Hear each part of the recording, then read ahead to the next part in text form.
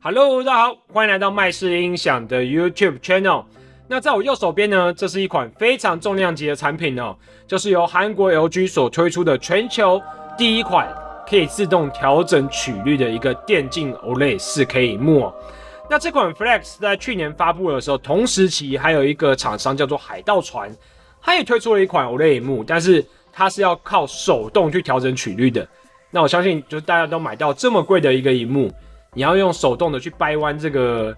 显示器的时候，肯定心里面会非常的胆战心惊。那也非常有趣的是说，海盗船的这款萤幕，其实它的 OLED 供应商也是 LG， 所以可以看到 LG 目前在这个曲面这个 OLED 的萤幕上，它还是第一指名的。那接着为了要测试这款 LG Flex， 其实我有用这个 Apex 这个游戏，我测试了100多个小时。就其实我之前是不玩这种射击 FPS 游戏的。然后同时间还有搭配这个 Forza Horizon 赛车游戏，还有一些这种叫做恶灵古堡，我们有测试一下。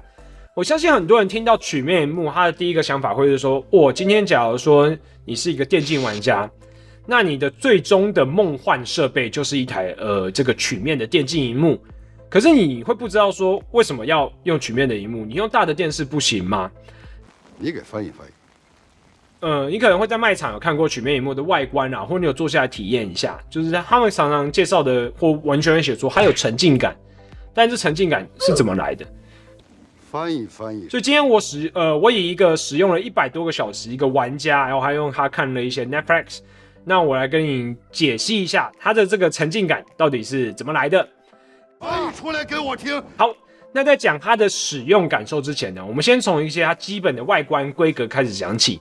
首先，这款 LG Flex 它是一体成型的一个萤幕，就它本身是有一个金属支架加上一个伸缩臂的结构，然后再搭配一个这个萤幕所组成的。本体的重量呢来到了22公斤多，所以一个成年男性来讲，如果你要独自安装它的话，就是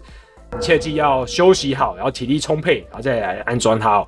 那接着我们先从它金属支架的底部开始讲起哦。它金属支架底部你会看到，在它的下方，它会有开这个金属的网孔。那金属的网孔再搭配它这整个里面的扬声器，加上它这个 Flex 萤幕后方左右还有这种小的正方形的扬声器配置，所以达到了一个左中右，你可以说它是一个3声道的扬声器配置。那它本身也支援这个 Dolby Atmos 的音效规格。那当然，我相信你买到这种10万元级别的萤幕，你对音效肯定是更加要求的。所以，假如说你是要精准定位的，可能你会要准备一些电竞耳机。那如果你是喜欢看电影的，肯定会需要再购买一套 soundbar。那目前 LG 呢，他们自家有推出这种 QP5 系列的微型 soundbar， 其实它很适合放在在它的这个 Flex 萤幕的下方哦。那还有一个好消息是说，其实台湾 LG 他们在今年的，也许在今年年中就会引进全新的一款LG 有这个中央天空声道的旗舰soundbar机型哦。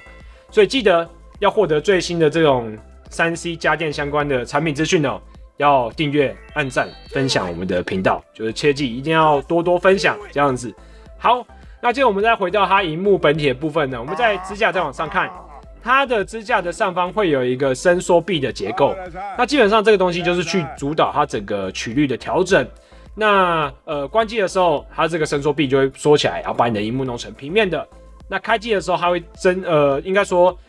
依照你上次的设定的曲率，它去做伸缩臂去做伸长，然后给它去控制这个 Flex 它的曲率。好。那讲到曲率，可能很多人会看不懂说像现在的萤幕常常曲面会写说什么500R、600R、700R 这些什么数字再配上 R 的一个组合是什么意思哦？简单讲就是说 R 是一个直径的名称，那这个前面的数字它便是它的直径。假设 LG 它的42 Flex， 它可以做到最大高达这个900R 的一个曲率调整。那意思就是说，今天如果以一个圆来讲，有一个圆它是90公分，那这个42 Flex 可以成为它中间的一段的圆周，它是这样的表示的意思。好，那接着我们来看到它萤幕本体的部分，基本上42 Flex 它就是由这个42C2规格基本上都是差不多的，可是边框部分都差不多，但是比较特别的在于说，因为42 Flex 它要去做曲率的弯曲，要去做调整。所以在背面材质的部分，它跟 42C2 是完全不一样的。42C2 的背面会比较像是塑胶的材质，但是42 Flex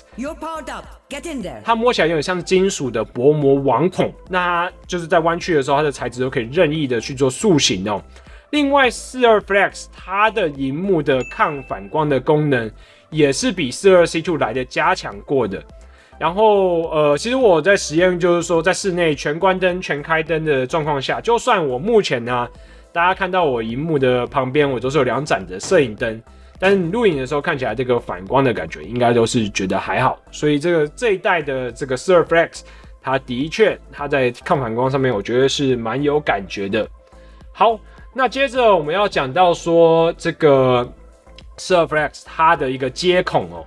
接着我们看到它的背面，的话，基本上我觉得 LG 家最有诚意的就是说它的4个这个 Flex 它的4个 HDMI 的接孔，第一个都是 HDMI 2.1 的规格，第二个就是说它可以全部支援这个 4K 120帧的一个画面支持，并且同时它也支援这个 ALM， 就是自动的游戏模式与 VR 可变更新率。那基本上目前市面上来讲啊，如果我们讲到这个索尼他们家的话，基本上它只做一孔 4K 120帧的这个接孔。那像三星的话，他们的就算有全部这个 4K 120帧，它也不支援所谓的杜比世界。但是在 LG 身上，它的4个这个HDMI 接孔，你看都支援 4K 120帧，它支援杜比世界，那它支援这个 NVIDIA 的 G-Sync 接电脑的主机。你假如说你用了4090，甚至以后你用了4090 Ti 的显示卡，你这样再配合上萤幕的撕裂感是更轻微的，可以说就是还有做相容性的一个测试与认证。目前这个 G-Sync 的功能，就是其他的2家友商都是没有做的。我觉得这么讲来讲，就是你一个顶级的一个电竞游戏玩家，你不可能是只有接一个次世代主机，你可能会。甚至有的人会2台啦，就是你可能有 Xbox 又有 PS5， 那你有一台很好的这个游戏主机，这个时候 LG 他们家的这个很多个这个 HDMI 2.1， 然后 4K 120帧的接孔就可以完全的符合你的需求，而且它在接上这个 Xbox 它的一个萤幕测试的时候，你是可以看到它获得了一个全满贯，就是全部打勾勾的，就是 4K 120帧，它支援这个 HD 啊，它支援这个杜比世界，支援这个杜比音效，并且支援在4K 120帧的状态下去支援这个杜比世界的一个格式哦。所以我们必须说，这个 LG 真的是非常的有诚意。那另外它也因为它本身你可以说它是一个电视，所以它是支援这个网路线的接孔，然后还有自己的电视频道天线的接孔。当然，它的网络无线的部分，它是支援到 WiFi 6的规格，与一般的假如说 42C2 或者是 G2 它们是不一样的。那 WiFi 6的话，基本上就是说它的一个网络速度又更快了啦。当然，如果您接电脑主机的话，可能这部分比较没有影响。但我觉得，如果你是用另外一个功能叫 GeForce Now 的话，那这个就会有影响。那这个 GeForce Now 功能，我们待会再跟大家讲一讲我目前的一个想法。好。那我们接着讲完接孔之后，再讲另外一个比较特别，就是说 LG Flex 它这个支架其实它是有做一个有点像是美学设计，就是 RGB 电竞的元素的，所以它背面其实有一个类似 X 型的一个 RGB 的灯光效果，它可以配合你的萤幕播放的画面去启动这个灯光哦。但是因为其实我个人我并不喜欢因为假如说我在暗室玩游戏的时候，我不喜欢除了萤幕以外有其他的灯光去做干扰。所以这部分我体验的时候，我稍微玩了一下，但是我后来就没有打开了，这样，因为我觉得这跟这款萤幕的本质上来讲，我觉得就是它是一个有趣的东西啦，但是我不会使用它。什么他妈的叫他妈的惊喜？好，那接着我们来讲最重要就是说画面的一个感受、沉浸感的部分哦。以我这100多个小时来使用这个曲面萤幕来讲，我觉得。沉浸感分成几个部分，就是我以游戏类型来讲好了。我首先我觉得沉浸感最深的就是赛车游戏，就是玩了一些赛车游戏之后，我终于能体会说为什么你看到这种曲面萤幕，他们都要以赛车去做一个宣传主题。因为其实你在用这种曲面萤幕的时候，就像你开车，像我平常开车的时候，我们会前面左前方有 A 柱嘛，右前方有 B 柱。那你的视线其实是 focus 在正前方，然后对你来讲，你的左右侧视镜的那个窗户的景色就是一直穿梭过去的。那一般以平面的萤幕来讲啊，你就是会就都在你前面嘛。但是如果曲面萤幕的话，你假如说以 Forza Horizon 好了，你在开那个跑车的时候，然后你人又很近，离萤幕很近的话，你真的是会感觉它穿梭过去的景色啊，就像你平常在开车那种视线，就从 A 柱、B 柱两旁就是直接呼啸而过。就是你不管是像我还有看到有人他在玩一些战斗机的游戏，我都很能体会说，哦，原来他这种就是你会因为你被萤幕包覆住了，其实你很近的在使用的时候，你就真的会感觉你两旁是一直有风景，然后一直是有那种车子呼啸而过的那种快感这样子。那第二个我在讲说玩射击游戏来讲，它带给我的沉浸感是怎么样？其实我觉得玩射击游戏的时候，像我们在近距离使用这么大的一个曲面萤幕的时候，我觉得最重要的就是说，像你玩射击游戏，你最重要的是什么？你一定是要看一些，假如说地图，看一些队友状态，看一些这种，假如说你的子弹，然后你的一些枪种，或者是你的枪的配件。以 Apex 举例来讲好了，我在用这个 Surflex， 我让它开启平面模式的时候，我就直接很近，大概我就是一只手伸长的这种长度。那我在这样玩下来的时候，我发觉，就是你在近距离使用这种大萤幕的时候，会有一个平面大萤幕会有一个缺点，就是其实你眼睛到中心点跟你的眼睛到它的角落的距离是差距是蛮大的。就是我们从那个三角形的毕氏定理，我们就可以知道了嘛，就是你的那个我看到角落一定是距离是最长的。那你在看向角落的时候，其实你的眼睛会去做一个调焦的动作，然后其实当然也不是说这个是非常夸张，就是说你会有视线模糊什么的。但是你想想看哦，以我玩游戏来讲好了，我玩游戏测试的时候，我就是一个晚上，我就是玩5-6个小时，就好像你一般的游戏玩家，其实你放假你就是想要玩3-4个小时，想要玩5-6个小时嘛。你在玩5-6个小时的时候，你跟朋友一起玩。你就想想看，你的眼睛做了上百次的这种，就是左下角、右下角，像 Apex， 我就要看右下角的那种枪支的状态、枪支的配件、子弹数，然后左下角就是队友的状态嘛。就有时候我还需要看那种右上角的一些地图的资讯，所以我用平面模式玩3-4个小时的时候，其实我觉得你玩久，你的眼睛是蛮累的。就是我都还没有讲说我亮度都是调整在一个比较低的水平哦。那你在开启这个曲面模式的时候，我就是直接开到它的100%的曲率。我开到它100%曲率的时候，基本上你在玩的时候，你的眼睛是就算玩5-6个小时好了，然后亮度开正常，你基本上你会觉得时间过得很快，然后没有什么负担，因为你看到左下角、右下角那个距离是完全不用去做调焦的一个动作的。那这个东西就是你要长时间的使用，你才会感受得出来哦。那第二个，我觉得那种更有沉浸感部分，其实应该说，这部分叫舒适感，就是你用大的一个像 Surflex 这种萤幕去玩这种射击 FPS 游戏的时候，其实你非常的好去找人。像我以前我在用手机玩一些吃鸡的游戏的时候，我跟我朋友玩，我朋友常跟我讲说什么几点钟方向有人啊，什么建筑物上面有人。我就完全看不出来，就是我都已经面对着对的方向了，我都看不出来。一直到后来我用平板去玩的时候，才完整的改善这个问题。那这个事情，我觉得到电脑上面也是一样。像我自己有一个15寸的技嘉 Aero 的一个你可以说它是游戏的笔电，就是它是3080的显示卡。那在用小的这种 OLED 荧幕玩的时候，其实颜色来讲，你会觉得是不错，没有错。但是就是我觉得在找人的方面真的是太痛苦了，尤其是你看他们这种游戏，现在的游戏它其实地图越做越大，然后你的人物越做越小，它就像是真实的这种战争的场景一样。你用小萤幕真的玩起来，我觉得非常的痛苦啦，就是你就光找人你就找不到这样子。然后另外还要讲一下，就是说这个 LG Flex 他们 OLED 的反应的速度也是很快。他说这款萤幕它的反应速度在这个1毫秒左右，基本上，但是我觉得这种东西就是实际上你还是要体验一下啦，因为我觉得就像我讲的，以我来讲，我不是一个职业的玩家，所以1毫秒、2毫秒、3毫秒，也许对我来讲是没有差的。但我相信以职业选手，或者是你玩到一个，假如说你 Apex 玩到一个最高等级的一个玩家，有时候这种萤幕真的它的一个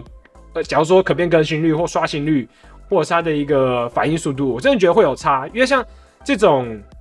射击游戏，你常常会做画面的一个晃动。假如说你看到他们那个职业选手，他常常他要找人，他就是往左晃一下，往右晃一下，那个萤幕随时都在甩动的。所以我觉得反应速度对他们来讲，那个是真的是有差的哦。然后另外讲到颜色的部分，这一款的话，它LG Flex 它有做所谓的我记得它有做所谓的认证，它是有到这个90% 的这个 Dolby RGB 的一个色域，然后它还有一个100% DCI P3 的色域哦，所以基本上颜色呢，绝对是符合说你这个游戏使用是没有问题的。甚至你要拿去做专业的剪辑也是 OK 的，就是这部分还要必须再多讲，就是说 LG 也是目前一个还有支援这个 3D LUT 的一个设定，就是它可以做校色的设定哦。那这个是什么意思呢？你常常会看到我们在做，其实颜色啊，它的准不准，你会看到他们有一些这种校色软体，它会打色卡在萤幕上。然后接着就会有测量的，假如说你会用测量的仪器、校色器去做测量。那这个 3D LUT 就是在讲说，你看你的红从暗到亮，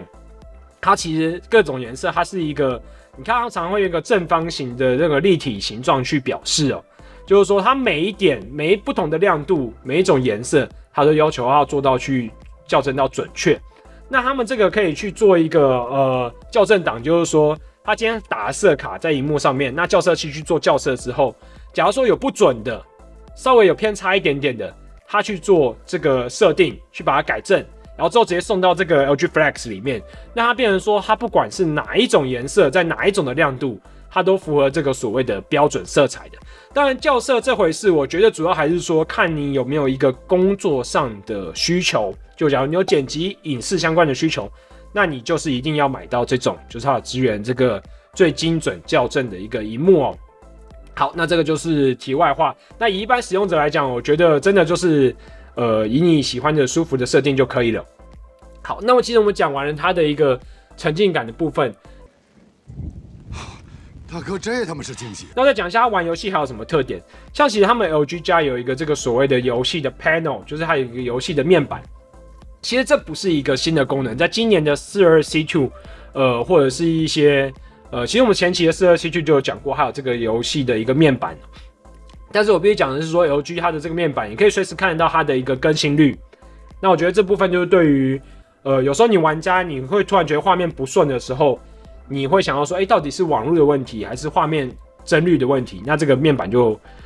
很一目了然。那我觉得最重要还是说，在它一个模式的调整哦，像 LG 它本身有内建好几个模式，游戏模式可以让你做调整。那以我的体验下来，我发觉哦，它 FPS 模式的时候，它会去把这个暗部的整个亮度都调亮。当然，你说颜色上来讲，就这时候你的暗部是会比较偏亮灰的啦。但是因为以 FPS 游戏来讲，你是要找敌人，你暗处的敌人你一定要看得清楚。或者像恶灵古堡，它有一些就场景真的是很暗。那你暗处有时候你要看清楚那种敌人的时候，你真的是需要做一些相关的设定的。那基本上它这个游戏的 panel 会在你只要一插 Xbox 或是你一插游戏的主机，你一开始玩游戏，它就可以你一按选项，它就是直接跳这个选项跑出来。好，所以我们讲完了它这个 LG Flex 为什么它会这种曲面电视为什么会有那么有沉浸感。那我再另外讲一下它的观影的体验哦。我们刚刚讲说曲面电视有沉浸感嘛，但是如果今天你拿曲面电视来看电影，这回事到底是可不可行的呢？那我的意见是，曲面电视看电影其实要看电影的类型而定。像有一些电影，它大部分运镜都是以第一人称视角的，那这个时候你用曲面模式在看的时候，你就会觉得说，好像我就是那个主角，我在看这整个世界一样。但是我必须要讲的是说，有时候如果你在看一些比较大的景色，我以这个西线无战事举例好，就有好几幕都是那种他们整个战场的俯视啊，或者他士兵整个看向整个很远方的场景哦。像你在看这种很大场景的时候，你用曲面电视看，你会觉得稍微有一点奇怪，为什么？因为你会觉得说这些场景它明明是同一个平面，但是因为曲面建设的关系，所以你会觉得它有画面变成有一种凹凸不平的不协和的感觉，就是这个时候就体现出来 Flex 它的重要性了。就你在看一些影集的时候，你是可以让它变平的。那你如果在看一些你喜欢的，假如说有一些电影真的是用第一人称从头到尾的这种手法去做运镜的，这时候你去调整曲率，那你看起来的确是更加过瘾的。所以这也表明了说，你看像一般的曲面萤幕，就只有其实你看电影，坦白讲，有些情况，有些电影我是看不下去的，因为它画面你会觉得变形真的受不了。但是像 Flex， 它可以平，它可以变平，然后它可以微微的就是调整它的曲率，它可以做20段的一个设计。那20段的话，你可以设定说4个值是你最喜欢的值，你可以随时去做切换。那以我来讲，当然我就是用最平跟最弯曲去做设定。但是我觉得有一个状况，你会需要3组或4组的设定哦。以我个人来讲的话，我会有2个使用形态，就是甚至是3个。怎么讲？就是第一个就是说我在使用电脑，我在电脑前面，那这个时候我就会让它采取最弯曲的姿势，因为我人就站得它很近，就1个手臂的距离。那第2个模式是说，如果我今天我是用 Xbox， 我用无线的手把。相信大家无线的手把就是想要比较放轻松，然后椅子往后靠一点，就是比较轻松的游玩。这个时候我可能我的曲率设定就会设定在 30% 到 40% 左右，依照我的那个退后的位置去做调整。那第3个状态就是说，如果我今天我要看电影，我要看 Netflix， 那我就是采取这个平面的一个设定。所以我觉得这个可变曲率的设定真的是，如果你用过，你才会知道说，这种就是它一个好的萤幕，然后它买了很贵的萤幕，它随时随地就让你在这种100%的最好的享受。好，那接着我们讲完了这种为什么会有沉浸感，以及说用曲面萤幕看这种一般的电影可不可行之后，我们也都知道说 LG Flex 它有多么的厉害嘛。那接着我觉得我们讲那么多，让大家直接体验一下它几个的游戏的片段，还有电影的片段。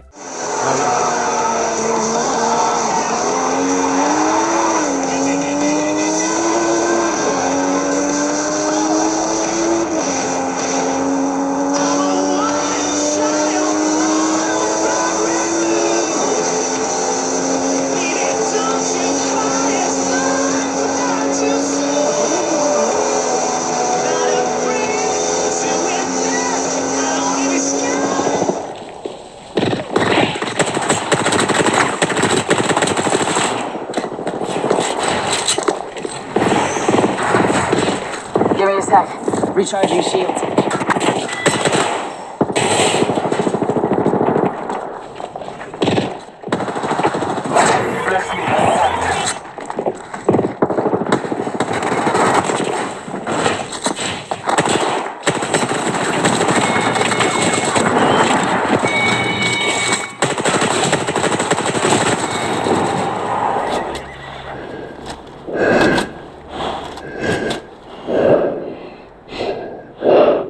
Haben Sie Wasser in den Ohren? Nein, Herr Leutnant. Ich habe nur versucht, mir meine Maske aufzuziehen.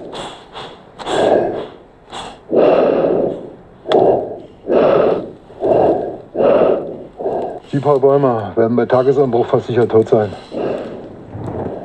Lassen Sie mal was, Mensch. Achtung! Gasmasken weg! Gasmasken ab! Sie nicht. Sie behalten Ihre auf bis zum Wachdienst heute Nacht. Zusammen mit dem Knallkopf da. In einer Reihe! Marsch!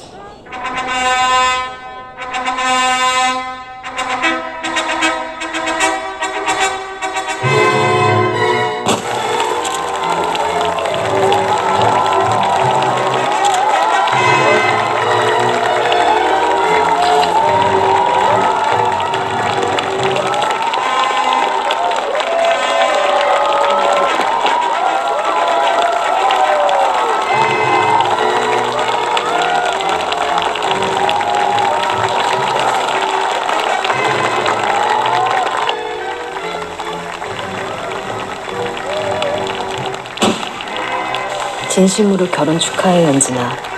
미안하지만 축의금은 준비 못했어. 오늘은 건강해 보이시네요, 다행히. 저 다니는 학교는 어떻게 아셨어요? 학교는 간호사 쌤이 보호자 연락처 찾다가 학생증 부셨다고 해서 알았고, 그 강의실에 갔던 건 그때 피 검사하신 거 수치가 많이 안 좋은데 처방전도 없이 그냥 가셔서 처방전 들고 갔었고, 본인 상태 모르시는 것 같아서요.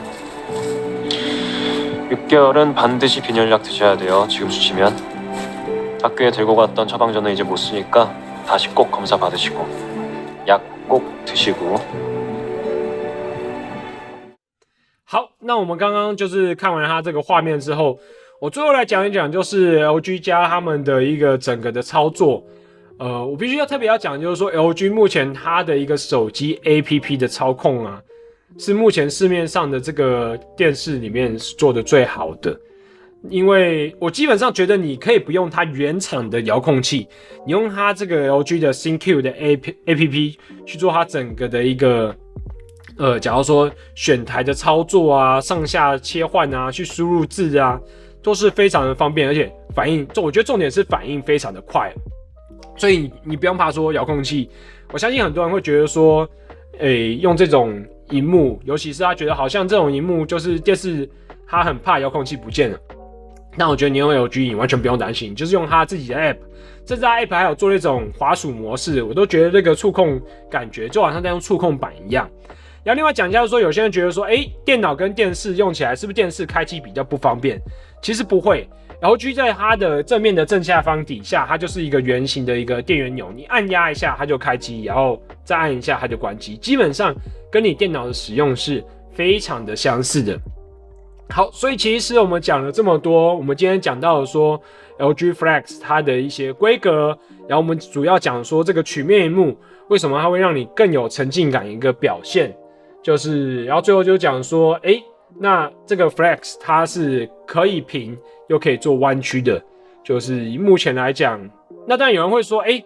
这款产品它就定价要价10万，其实买这种东西好像蛮笨的，就是你5万块你就可以买42C2 了嘛。那你另外5万块，你可以再买一个专门的曲面萤幕，就那这样看起来更划算啊！为什么要花10万块去买这种就是那么贵的一个产品，毫无 CP 值可言？那我必须要讲的说，其实有时候这种最顶级的产品呢，它给你节省的是什么？它给你节省的是时间跟空间。就是你刚刚讲的说，没错，你的确可以花10万块就拆成5万去买2个这种电脑萤幕的产品，但是你想想看，你的产品2个萤幕。你的接线就很麻烦，你电脑主机有时候要接电视，有时候要接曲面萤幕，就很麻烦嘛。然后我觉得第二个是说空间，你要准备2个桌子，然后就是你每次要切换的时候，你的一些滑鼠、键盘、耳机都要切来切去的，这样那也是真的有点麻烦。我刚刚还没有讲到说 LG Flex 它还有一个优点是说，其实 LG Flex 它这款里面有内建麦克风。然后它的麦克风是有这个消除回音的功能的，就这点真的蛮重要的。像我的笔电就是也花了7、8万，但是我在玩游戏的时候，有时候我讲话，我的声音或队友的声音讲话，它会再借由这个麦克风再收回去，就是所以队友都会说我的麦克风的回音很重，比如说我只能再用这种另外的电竞耳机去做使用。但是我觉得LG Flex 它提供给你的这一个麦克风，然后并且说它还有一个这么讲。它还有一个切换按钮，就是你今天你可以把你的键盘滑鼠啊都连到这个 LG Flex 上面去。那你可以就是接电脑的时候，就是电脑的键盘滑鼠，但是你单独去使用这个 LG Flex 的时候，它就成为你 LG Flex 的键盘滑鼠，它可以做一键切换的功能。那你会说这个一键切换的功能是要干嘛？就我们刚刚都讲到一个这个 GeForce Now， 就我们说后面要好好讲，对不对？那我们现在就来讲这个 GeForce Now 的这个事情。GeForce Now 基本上是 NVIDIA 它所推出的一款云端的游戏服务功能哦。其实 LG 最近几年也是一直跟 NVIDIA 在强调，在推出这个游戏功能。它的主打就是说，像你用这个GeForce Now， 你的这个 LG 萤幕，你完全不用去下载，假如说780GB 的游戏档案，你就直接打开这个 GeForce Now 的游戏程式，然后你就连上去之后，你登录你的账号密码，你就可以直接开始玩。然后玩的时候，如果你是LG Flex， 你直接插上键盘跟滑鼠，你就可以把它当电脑一样的游玩。当然，我觉得以目前的这种画质设定来讲，其实我试过一下，就是我记得现在台湾好像最高还是 Full HD 嘛，然后有说之后会支援到 4K 60帧的一个有光追的，但是它显卡最高好像支援到3060还是3070 Ti 啦。所以我觉得以目前来讲，这种云端游戏的服务，它并不能满足这种最高端玩家的一个游戏的需求。但我觉得如果你买来，你主要是玩这种，像有些人他买来他是玩家庭的次世代游戏主机，或拿来看电影两用的。那有时候你想跟你朋友玩一玩一些吃鸡啊或什么游戏，你又不想去弄一个很好的主机，你想跟朋友简单玩一玩的话，那我觉得这个 GeForce Now 目前它整个延迟，或是我觉得延迟是可以接受的啦。如果你不是以职业玩家来讲的话，对，好，所以就是简单讲一下说，它本身电视可以接滑鼠键盘，然后可以跟你的电脑去做一键的切换，那也是非常的方便。然后讲说它的 APP 操作的功能，其实它的优点是真的是，就是回到重点，就是说你花10万块买这样一个萤幕，它就是整个帮你搞定，你省了空间，又省了这种键盘啊什么线材接的时间啊，移来移去的时间，就是它整个就是便利。所以你说它有没有 CP 值吗？我相信就是很多买到这种电脑主机，买到 13900K Intel 的 CPU， 买到这种4090的显示卡，他们要的就是说在玩游戏的时候，它的画质就是它的整个场景就是更漂亮。你说这个有 CP 值吗？我觉得有时候这就算一种享受人生啦，因为你真的如果要说每件事情都很有 CP 值的话，那讲下来好像你的人生就是很痛苦，因为你的享受的部分你都省略了，你到最后你的人生目标就是存钱，然后看着你的账簿的那个数字一直增加，那就是这好到头来好像人生也是白走了一趟。所以我建议说，如果有预算的各位，你要是喜欢玩游戏的，有机会，尤其像台湾，我觉得非常便利，你一定要到这种实体的门市去体验一下这种顶级的这种曲面的萤幕，它带给你的一个非常不一样的感受，非常推荐给大家。好了，那这次的影片就到这边，就是这台 LG Flex 真的是非常多的优点，然后也让我就是这100多个小时游玩下来，我觉得哇，终于能够就是有点像回忆到当初学生时期，一下课就是跑去网咖跟朋友打电动打个3-4个小时啊，假日也在打，就是真的能理解说，玩游戏真的是有时候蛮好玩，就算你工作之后没有时间玩，你再碰到这样的产品，你依然会觉得说，就是非常有趣。如果有预算的话，也会想要买一台这样的，有预算有时间，就会想买一台这样好的设备来玩游戏哦。好了，那我是 Alan， 这次的节目就到这边，那我们下期的节目就跟大家再见喽。那我们就这边说拜拜。